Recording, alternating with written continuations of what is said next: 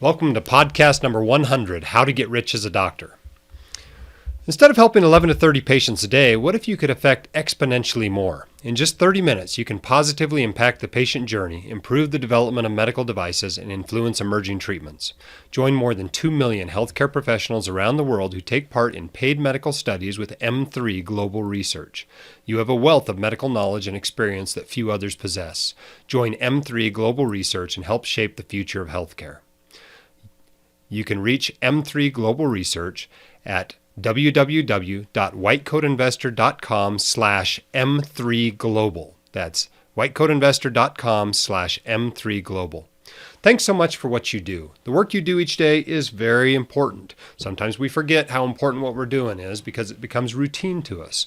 But as I was reviewing actually a medical litigation panel that I'm going to be serving on here in a few months about a case that's unfortunately going to court, I was reminded just how critical what we do, even little things that we're called to help out with, such as running a code in another floor and just lending a hand there, really makes a difference in people's lives and can have a dramatic outcome in their futures. So thanks for making the sacrifices you've made to be able to do what you do.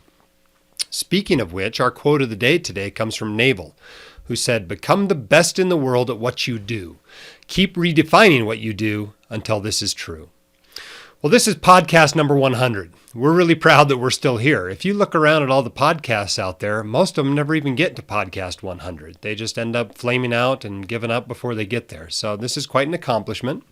And I think we ought to thank those who are doing all the work behind the scenes. The main one is Cindy, part of our staff here at the White Coat Investor, who has learned how to run a podcast basically from scratch. So 100 episodes ago, neither of us knew anything about podcasting. I told her to go figure out how to do a podcast and that we were going to do one. And she has literally gone and done that. So thank you to Cindy for all her help. I was trying to get her on this podcast, but she refused to come on the podcast and talk to you.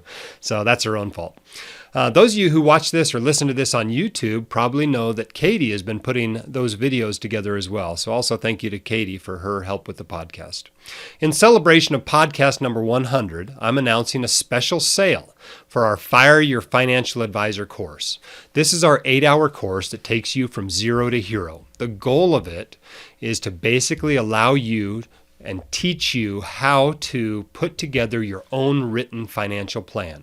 The course costs $4.99. That's our regular price, and we actually think that's a pretty good price. People a lot of times ask us for a medical student discount or a resident discount or a military discount. I consider that the medical student price. I just don't jack the price up for attending physicians. And we think it's a great value because if you go hire a financial advisor to help you draw up a financial plan, a written financial plan, it's going to cost you at a minimum $2,000, probably closer to $3,000, $4,000, $5,000, and with a lot of advisors, even more than that. So I think $4.99 is a heck of a bargain as far as that goes. Now, this obviously isn't the only way to get your written financial plan in place. You can go read books and spend time on blogs and internet forums and eventually learn this stuff. I mean, that's how I did mine, and obviously it works. But the goal here is to allow you to spend a little bit of money to cut a lot of time off the learning curve about how to do a written financial plan. And although the course is provocatively titled Fire Your Financial Advisor, the truth of the matter is a lot of it is teaching you how to interact with a financial advisor and to make sure you're picking a good one. So even if you don't want to fire your financial advisor or you just don't want to hire one, go ahead and take the course. It will help you know more when you're talking with them and help you to speak more of their language so you can get more out of the relationship and get more out of your fees. It will help you get good advice at a fair price. So what's the sale?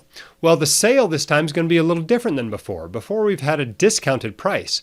This time we're going to give you something extra instead of discounting the price. And what are we going to give you? We are going to give you access to the 2018 Physician Wellness and Financial Literacy Conference. This is the conference we held in Park City a year ago. There are 13 hours of videos in this online conference. It includes lectures from Jonathan Clements, William Bernstein, Mike Piper, even a couple of them from me. And so it's an additional 13 hours of video in addition to the 8-hour course. And so it's a great value. We're giving that to you free. It's totally free if you buy Fire Your Financial Advisor at the regular $4.99 price.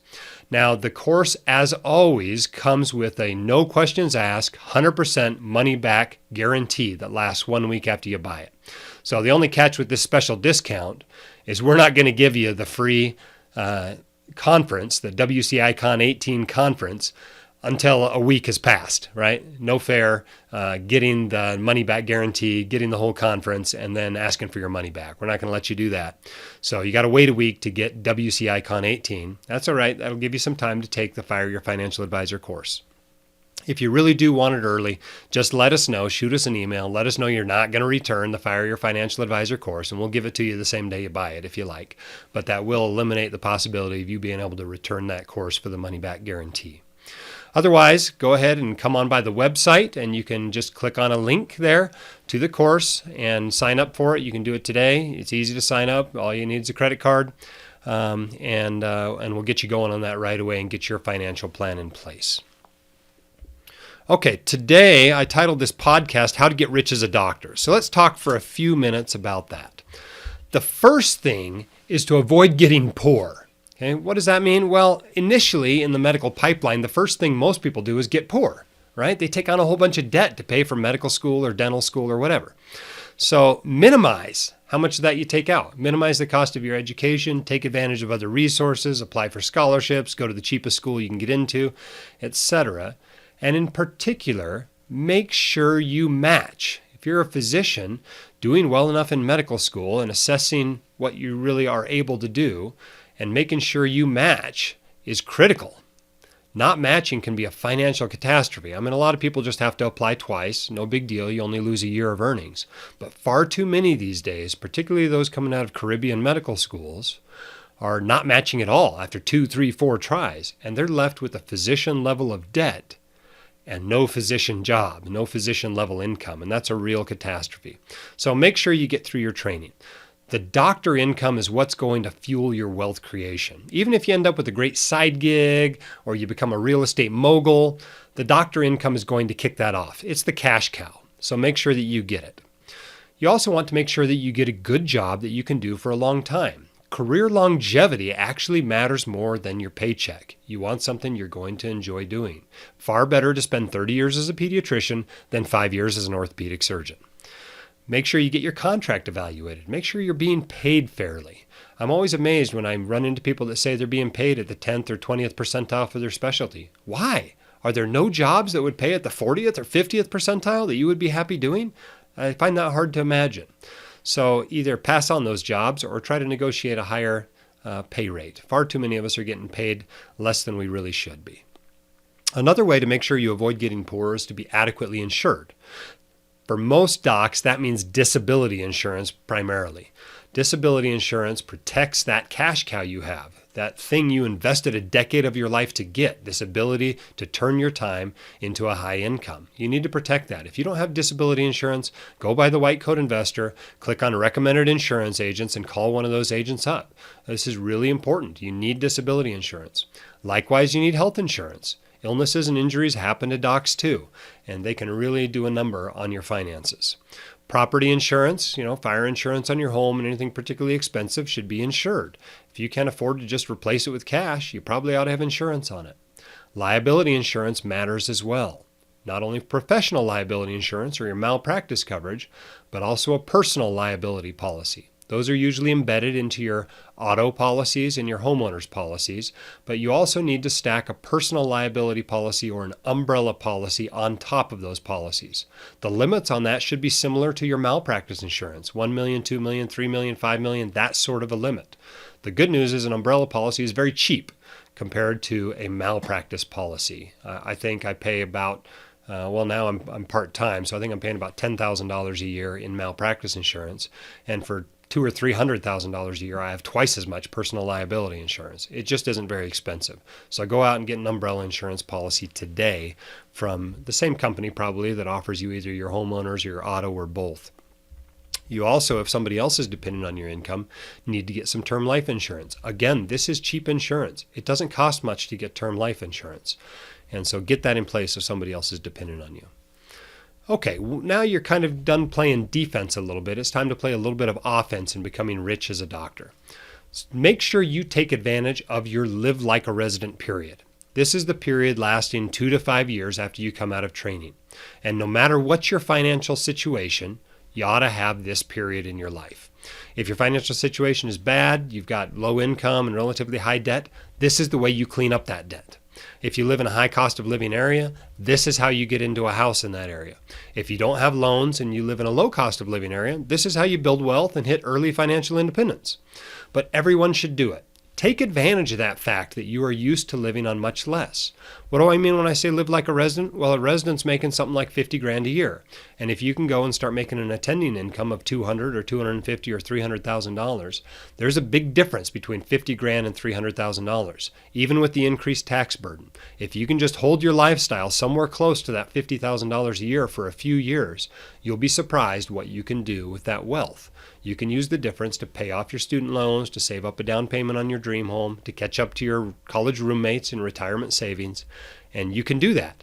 But you've got to have the discipline to not have a lifestyle explosion as soon as you come out of training. After that 2 to 5 year period of intense wealth building, it's okay to dial it back a little bit and loosen the purse strings. Make sure you're still putting 20% of your gross income toward retirement, plus enough to meet any other financial goals you may have, like college savings, for instance. But remember that your income and savings rate matter far more than your investment return at that stage. It really is all about how much money you're putting into the portfolio. Of course, make sure you have some sort of reasonable investment plan. There is no perfect plan. You just need a good one. Most of your money at this stage of your life should be invested in riskier assets like stocks and real estate. Some of your money should probably also be invested in safer assets like bonds. Keep your fees and your taxes as low as possible. And then stay the course with this plan through market ups and downs for decades. Take some basic asset protection steps. Okay, this isn't that hard. Max out your retirement accounts. Make sure you have malpractice and personal liability insurance. Title your property properly. Those are kind of the things that you should do for asset protection. Know your state's asset protection law. It's all state specific. Also, you should probably do some basic estate planning. You need a will. You probably need a revocable trust. Make sure you've named all the correct beneficiaries in all of your insurance accounts and any annuities you may have in your retirement accounts. You can have payable on death designations even on your taxable and bank accounts. Do those basic estate planning steps as well. This process of becoming rich as a doctor really isn't all that complicated. Don't lose the forest for the trees. Don't get paralysis by analysis. Make sure you're doing something toward it, and you'll be surprised how much better you feel once you have your financial ducks in a row and you know you're on your way to becoming wealthy. All right, we're going to take a bunch of SpeakPipe questions today. If you haven't had a chance to leave us a question, the way you do this is you go to a link where you just record your voice right from your computer into the SpeakPipe. That's the company that provides this recording service for us. And you can find that link just by going to, let's see, what's the link here? The link is speakpipe.com/whitecoatinvestor. All right, speakpipe.com/whitecoatinvestor. Record your questions. We'll get them on the podcast. We're starting to get more and more of them, but so far we've been able to get them all on the podcast that people have left us. So keep doing that. It's going to be harder and harder as the time goes by to get emailed questions or tweeted questions onto the podcast since we're taking so many of these SpeakPipe ones. But you can send us those as well, and we'll do what we can as far as they go. But if you really want your question on the podcast, put it on the SpeakPipe. All right, our first one here is from Alex Foster, who writes the Life of FI MD blog. I'm PGY2 with an access to 457. I can contribute $19,000 to that per year. I've been maxing out mine and my wife's Roth IRA in residency and not worrying about the 457 too much. Now, here's the prelude to my question. Power of compounding, it's an amazing thing. If there were only a way to get as much money as you can into the Roth at a young age, you could really see some great returns over the lifetime of that investment. I have 2 years left in residency. I'd like to max out my 457 both years and roll that amount over into my Roth once I leave the program while still being taxed at the 12% tax bracket. Here's the part that might be hard to swallow for some, and I'd like your take.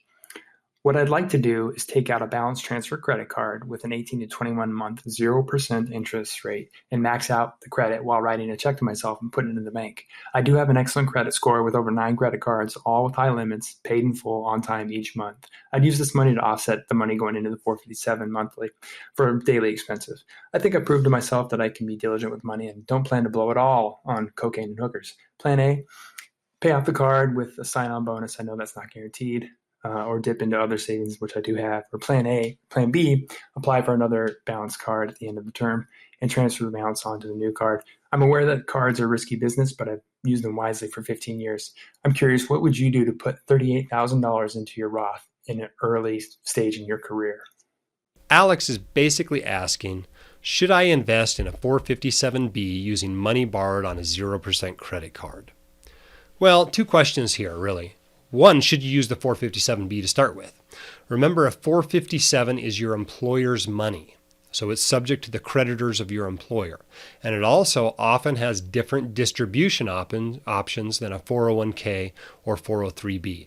So you want to make sure that your employer is stable, number one, before you ever use one of these accounts. Number 2, look at your distribution options, particularly for the governmental 457s, they're usually pretty good. You can just roll them into an IRA when you leave that employer. For the non-governmental ones, sometimes you have to take it all out as one lump sum, and that's not a very great option. So look at what the distributions options are, look at the fees, look at the investment options, and of course, make sure the employer is stable because it's technically their money until you take it out of the account. But the real question here is, should you borrow money on a 0% credit card in order to invest more in residency? Well, I have a confession to make. I did this myself. It wasn't for a 457B. We weren't that good of savers. Katie and I were living on about $37,000 a year as residents, and we were doing pretty good if we could fund a Roth IRA.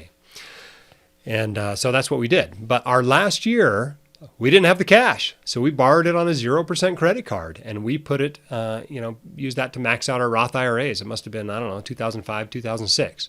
Now, of course, we paid it off a few months later, just like Alex is talking about. And so obviously I'd be a hypocrite if I told him not to do it. But let me say a few things about it.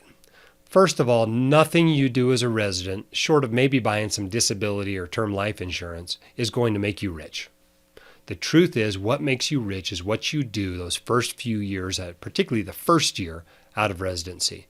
So don't try to make your life overly complicated during residency, trying to become wealthy then. You can't do it. It doesn't matter what house you buy or how you invest or what any of the other things you do in your financial life are.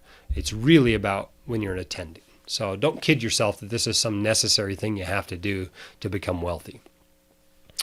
I also think you ought to recognize that when you finish, you're going to have 2 more competing uses for your money that you wouldn't otherwise have had. One, you got to pay off the credit cards, right? I mean, this is debt. You're going to have to pay it off. And 2, if you're using this to fund a tax-deferred 457B, you're probably also going to want to do a Roth conversion on that money the year you leave residency. And so now, not only do you have to start making payments on student loans, and you want to max out your new retirement accounts, and you want to save up a down payment, and you want to build a real emergency fund, and maybe you have some credit cards or cars you need to pay off, but now you got 2 more competing uses for that scarce money in your first year out of residency. You've got to pay off the credit cards and probably pay the taxes on a Roth conversion of the 457B. So I think you ought to tread carefully here, and just remember that you don't get rich in residency, and don't try to rush this process too much. It's okay not to do this sort of thing, but obviously Alex has got some experience doing it, hasn't screwed it up yet, probably won't screw it up this time. If you need permission to do it, go ahead. I did it once too. All right, our next question comes from Kristen. Hey, White Coat Investor. I love your podcast. I'm a resident in my last year of training, and you've really encouraged me to begin working on my financial plan for life after residency. I recently assessed whether or not I would need to budget expenses for taking care of my parents as they age. Both my parents are in their early 60s and have worked as pharmacists their entire lives. They recently shared their portfolio with me, and I'm nauseated by the fact that they've only managed to save $1 million between both of their 401ks. And the only other retirement savings they have is about $300K in equity in their home. They still have 2 car payments that they make monthly and a mortgage. My mom started talking about retiring early, perhaps sometime this year, but when I do the math, the numbers just don't add up. I'm concerned their financial advisor has been misleading them. I'd like to recommend a retirement planning book Do you have any suggestions? Also, do you have any advice on how to go about firing your parents' financial advisor? Thanks in advance. Okay, so Kristen is worried about her mom and dad. I don't know, maybe she's a little over worried. I mean, they are millionaires. That's pretty good. A lot of us out there have parents that aren't millionaires, with parents with nothing, and are really going to have to be taking care of them in retirement. Whereas this set of parents have got not only their home, but another $1 million socked away. Yes, they're not doing a lot of things right, but most Americans aren't doing a lot of things right. Sure, they've got a couple of car payments and a mortgage, but those things can be wiped out with that $1 million. And if they can start making good decisions as far as managing their debt, that'll probably go a long way. So what do you do in this situation? Well, first of all, Kristen, you want a book recommendation. Here's your book recommendation. It's written by Mike Piper. It's very short. It only costs $5 or $6. It's about 100 pages. It's called Can I Retire? It's a great book for somebody in their early 60s approaching that decision of when should I retire, do I have enough money to do it, etc. And I suspect if you can get your parents to read that, they will have a huge awakening, and all of a sudden, on their own accord, they'll pay off those car loans, they'll take care of the mortgage, they'll decide to work a couple more years and kind of shore up that nest egg, etc., and your concerns will go away. However, what else can you do? Well, first of all, you're worried about firing the advisor. I didn't hear anything in your short message that the advisor is doing wrong. I mean, they have gotten to become millionaires. There must be something going on right. Now, maybe there's something, I don't know, and the advisor is giving them bad advice. Maybe the advisor is telling them to carry car loans into retirement. I don't know. But I wouldn't necessarily feel like you have to fire the advisor. You can enlist the advisor's aid, go with them to their next meeting with the advisor and express your concerns, and maybe that will help. But if you're really worried the advisor is giving them bad advice, particularly if you know something that you didn't mention in your message, buy him a second opinion. A lot of second opinions are totally free. I've got a long list of recommended financial advisors on the site. Call one of them up and see if they'll do a second opinion on your parents' finances. And sometimes hearing it from somebody besides you goes a lot further. I mean, a lot of people don't like taking advice from anybody whose diapers they changed.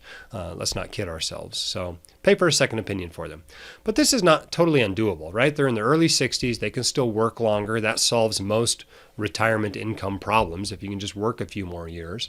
They're going to be eligible for Social Security really soon, and they can take $40,000 a year out of that $1 million portfolio. You add that to another $30,000 or $40,000 from their Social Security, and that's what a lot of people are living on, including doctors in retirement. $80,000 can go a long way if you don't have a mortgage payment, don't have any car payments. If you do realize that you're going to end up having to help them, decide up front how much you're going to help them and under what terms, and let them know. Say, this is what we're going to do, this is what we're not going to do. And remember, it should always be the one who's the actual blood child of the parents who has that discussion. It shouldn't be the son-in-law or the daughter-in-law having the discussion. You need to have it with your own parents. All right, let's take one off the email. I was asked to keep this one anonymous. First, I just want to thank you for all you do. Question about my finances maybe would be great for the podcast. I agree. I'm trying to grasp the big picture and see what I'm doing wrong. I'm 6 years out of training, internal medicine, make $300,000 or $350,000 a year. My husband makes $100,000 or $150,000 a year in a non-medical profession. We have 2 small children. We live in a medium cost of living area. We're W-2 employees. We each max out our 401k each year and have, looks like about $400,000 total in those. I max out a 457 and an HSA. We put enough in 529s for our kids to get the tax credit and currently are putting $333 a month for each in those 529 accounts. We plan to pay for public college for each, so $200,000 is what I've been quoted. Our mortgage is $515,000 on a house we bought for $590. That's now worth $700 or $750 at a 3% fixed rate. That doesn't sound too bad. We have a taxable account with Vanguard. That's worth another $88,000. And we saved prior to kids in another taxable account that has $47,000 and have $20,000 in checking. So fair amount of assets there. Now let's talk about the debt. We have a HELOC that's $40,000 at 5% variable, no credit card debt. We have a car loan at $19,000 at 1.9% with 2 years left on it. Another car loan at 1.75%, $35,000 for 4 years. I know you'll yell at me about the car loans. Yep, I will yell at you about the car loans. We have $180,000 in student loans at 4.48% fixed. I blew this one, refinanced after residency when I could have qualified for repay. I'm pretty sure now, knowing what you've taught me. That's too bad. That's tragic. I've had that happen actually to a lot of readers and listeners over the years. My husband has a rental property that is worth about $225,000. He owes $164,000 on the mortgage, and the interest rate is at 6%. We break even with rental income each month. We're going to try to sell this summer. So my question is, what should I be doing? Okay, well, this is like a 4-hour discussion with a financial planner for sure. Should I sell off the condo, pay off the HELOC, then the student loans, then the car loans? I feel that I saved pretty well, but maybe need to be focusing more on paying down debt. I think I agree with that. Basically, I'm sick of feeling I'm living paycheck to paycheck with nearly $500,000 of income a year. All right, first of all, you're not living paycheck to paycheck. You don't get to subtract out all the money you're saving and then say you're living paycheck to paycheck. I make $500,000, pay $150,000 in taxes, save $100,000, and spend $250,000. I'm living to paycheck to paycheck. No, that's not how it works. Living to paycheck means you're making $500,000, paying $150,000 in taxes, and spending $350,000. You're not doing that. So you're not living paycheck to paycheck. So don't get too dramatic about that. Second, why does your husband own something that you don't? As a general rule, you want to combine your finances. It's our money, it's our income, they're our debts. Trying to do it all separately holds a lot of people back from success. Doing it together provides accountability and a sense of teamwork. Third, I'm going to yell at you about the car loans. Reliable transportation can be had for $5,000. So the only reason to spend $19,000 or $35,000 on a car is because you have your financial ducks in a row and want to blow some money on a luxury. I'm okay with that. I'm okay with blowing money on a luxury. I spend a lot of money that I don't have to spend. I just got back a couple of weeks ago from going skiing in a helicopter, okay? I mean, you're just like pouring money out the window as the helicopter flies, right? It costs a lot of money to rent a helicopter for the day. But we got our ducks in a row first before we bought luxuries like that. When you're borrowing money for that luxury, you are not in the same position. Personally, I'd sell both those cars and buy a couple of $5,000 cars. Now, I doubt that this listener is going to do that, but at least when they're paid off, keep making those car payments into a savings account so you can buy cash next time. Yes, I know the interest rates are low. It's not the interest rate that's an issue. It's the habit and the mindset. Okay, some advice on what to do with your money. This advice might be worth exactly what you're paying for it, but here it is. I think you ought to stop saving for your kids' education. When you haven't even paid for your own education yet, you really ought to be focusing there. You can only help others from a position of strength. And trying to save up money in a 529 while you still have, I think, almost 5% interest rate student loans is kind of silly. Pay off your student loans first, get your ducks in a row, and then start saving for your kids' college. They can always get loans for their college if they need to, or better yet, just go to a cheaper college. But you're not going to be able to borrow money for retirement. Now, let's get rid of those student loans. You owe $180,000. You got a bunch of money in taxable accounts. I'd liquidate them both, the $88,000 one and the $47,000 one, and take whatever you can get from the sale of the rental property and throw it all at the loans. And then I'd be squeezing my budget super hard and throwing everything else I can at it. I think that this listener can have those student loans paid off by Labor Day. Seriously, get those out of your life. Get them out from hanging over your head and ruining your life and stressing you out. Just get them gone. Then pay off that HELOC. Then pay off those car loans, assuming you're not willing to sell the cars, which is what I'd do. And all along the way, continue to max out your 401k and 457Bs. But once you get rid of those little ankle biter debts, you can restart the 529 contributions and the taxable account contributions and think about making extra mortgage payments. All right, let's go back to the speak pipe. This one comes from Paul Gill. Hello, White Coat Investor. I was very interested in learning more about the option of investing in your own medical office building, whether this be owning the building yourself, owning a percentage, or having share ownership, period. The other question I have is how to maximize the profitability of this over the long term and any related advice. Thank you. Paul is basically wanting to know if he should invest in a medical office building and how to max out the profit from it. Well, the nice thing about investing in a building that you're the tenant of is you know you have at least one good tenant. And obviously you want to make sure that that tenant is going to be there for a long time. You know, if this isn't a stable clinical situation for you, you probably don't want to be buying the building. But otherwise, it's just like any other real estate investment. You want to buy it low, you want to maximize the rents, you want to minimize the expenses and the hassles. It has aspects of a second job, but also some nice potential rewards and some nice tax benefits. A lot of people consider their medical office building their best investment. And so I think it's fine to do, but it's like any other real estate investment. You need to learn about investing in real estate. The devil is in the details, and every deal is individual. And so be careful going into those deals. You can lose a lot of money too, but for most docs, it's usually a pretty good idea if you're going to be there a long time. All right, we're going to take our next question from the SpeakPipe. This one's from Benjamin. Hi, Jim. Thanks for all the work you're doing. My wife and I are both employed surgeons employed by the same group. We currently have our health care through a high deductible plan, and we're maxing out our HSA. We're taking all the appropriate steps to have our second child probably at some point early next year. My question is this: when we go through our next open enrollment, if we have an expected delivery and the costs associated with that, does it make sense for us to split up our health care such that she gets a traditional plan with a lower deductible through our employer, and I remain on individual on a high deductible plan with a lower HSA contribution? Or is there some unforeseen problem I'm going to run into by having both of us on different plans? Thanks so much, and I love all your help.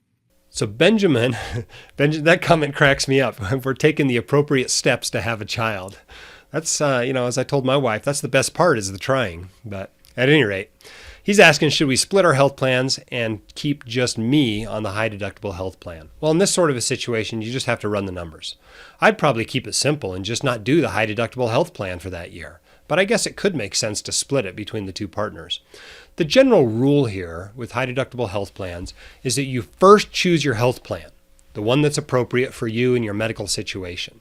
And if the right health plan for you and your family is a high deductible health plan, then of course use the health savings account. But don't let the HSA tail wag the health insurance dog.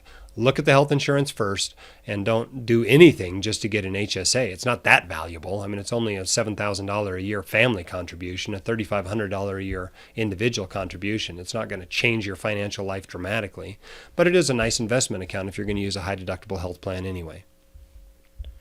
Our next question is anonymous. First, thanks for your service. I discovered your book while my wife was in medical school, and I've been a loyal follower since. She's now in her final year of residency as a chief, and she's got a great gig lined up that will have her total compensation at just above $400,000 this July. My income has been fantastic in terms of supporting us through our training. I'm not in the medical industry. I've got a salary of around $100,000. We have a child, and we're planning on having at least one more, and we experience the stresses that come along with a family that has two working spouses. Now, for that reason, and for the goals of diversification and eventual passive income, I've read a few books on real estate and have been toying around with the idea of entering the industry in landlord capacity, following a model perhaps similar to the Passive Income MD post of buying a property a year. The idea would be for me to quit my current job, play more of a stay-at-home type role to ease some of the stresses of having two working spouses, and manage efforts of aggressively paying off our student loan debt and investing in retirement accounts, but essentially having a side gig of using around $30,000 a year to build a real estate portfolio. We'll be located in the Midwest. Would love to hear your thoughts. Basically, he's asking, should I become a stay-at-home dad and a real estate investor? Sure, why not? That's a great career. Just be aware of the usual issues. When you leave a career to become a stay-at-home parent, it's harder to go back. You often miss a few raises, and you end up with lower career income over time.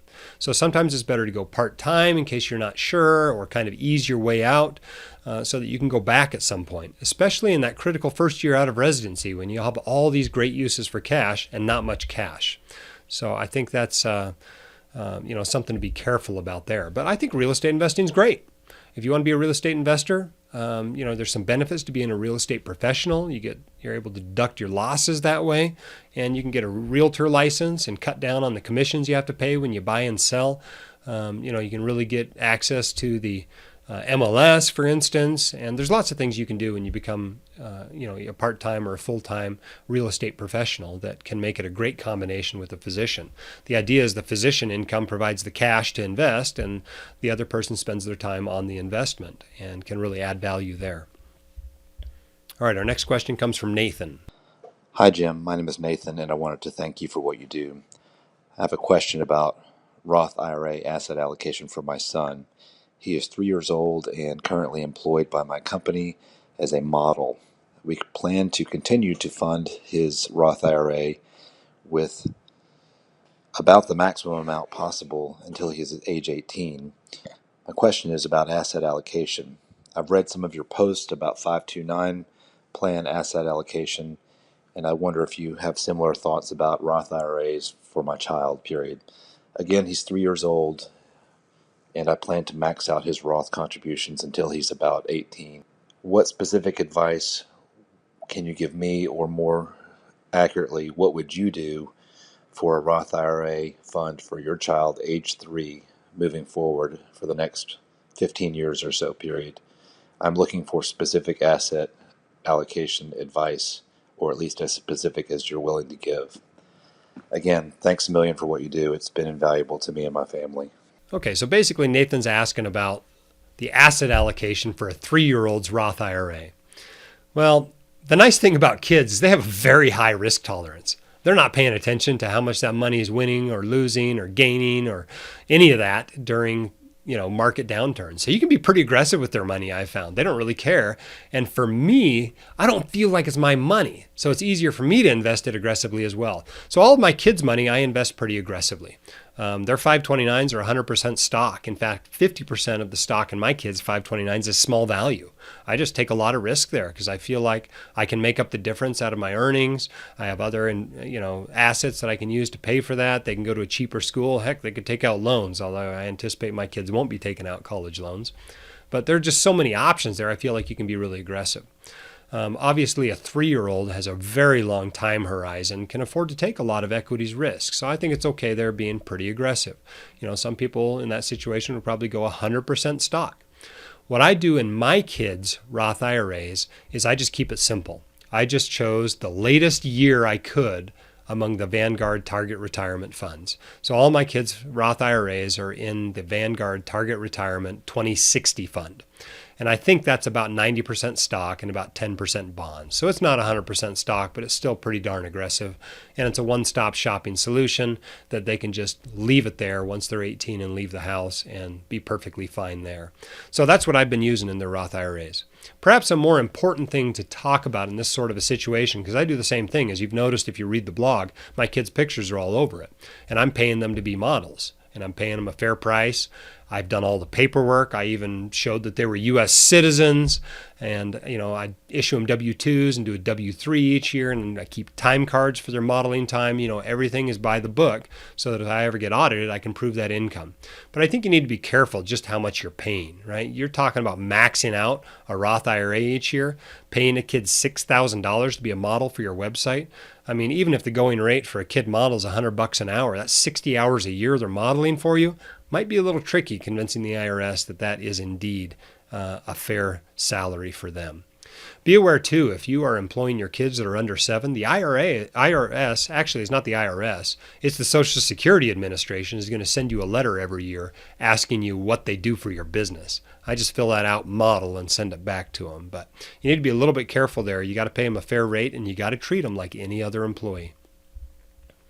The benefits there, of course, are that if the only owners of the business are their parents and the business isn't incorporated, you don't have to pay payroll taxes. They won't make enough to pay income taxes on it. And if you put that money in a Roth IRA, it's never taxed again. And it's a deduction to your business. So it really is a great tax move to pay your kids anytime you can from a legitimate business that you own.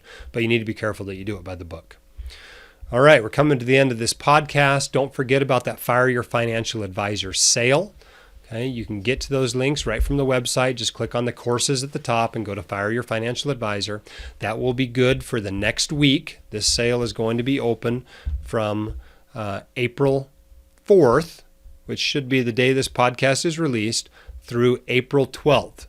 So through next Friday, you can get Fire Your Financial Advisor for $4.99 and WCI Con 18, that 13-hour video online conference from Park City that we had a year ago.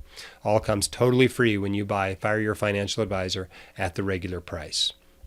Instead of helping 11 to 30 patients a day, what if you could affect exponentially more? In just 30 minutes, you can positively impact the patient journey, improve the development of medical devices, and influence emerging treatments.